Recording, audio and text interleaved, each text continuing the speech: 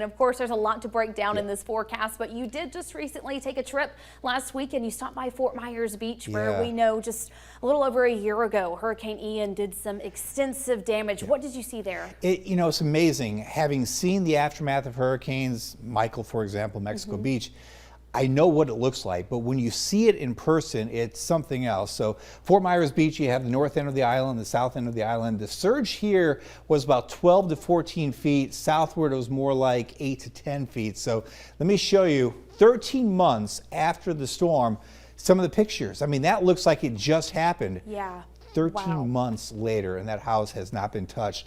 This is right on the beach, was a restaurant. It's nothing now, it's just an empty building. The surge came in. That place is still standing. Some of the places are not standing. This was all washed out from the storm surge right across the street from the beach. Just devastating. I mean, you go up and down the island and you see scenes like that. That was a restaurant, and houses the same way. They were there, they're just gone at this point. So that storm surge, really devastating. Saw 3 different churches, all of them obviously not being used now. Water just came in. Again, 12 to 14 feet of storm surge with wave action on top of that, just wiped out the entire bottom floors. Wow. 2 years ago, I was there, and Fort Myers Beach was wonderful. I went to this restaurant, sat on the other side. The storm surge here came up about 8.5 feet.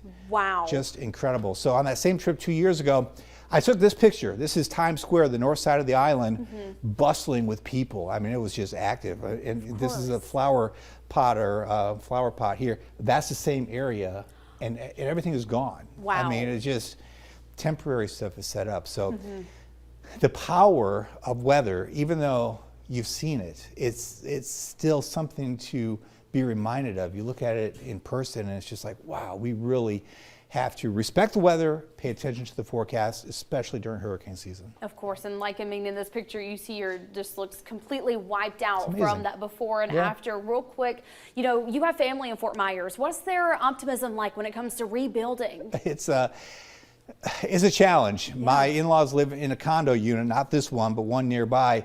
And I would say driving around, about 60% of these big condo units are empty, fenced off, where no one's living in these units, and they're paying for it, or they're paying all the taxes. Yeah. So they're coming back slowly. And there's a lot of optimism, and there's, you know, Fort Myers Beach strong, and they're coming back. But, you know, it makes headlines and we focus on a certain area. And the same thing happened when Michael hit. Like, the national media attention was on our area.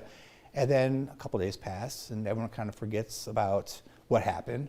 But we know locally the struggle continues, and down there as well, the struggle for them continues. But strong people, they'll bounce back, I'm sure. Yeah, it'll take a while though. Very strong. Thoughts and prayers still go out to Fort Myers, and I'm so glad to hear that they are staying positive through still picking up the pieces of this tragedy. David, it is, day by day. Thank you so much for sharing these pictures and sharing that story.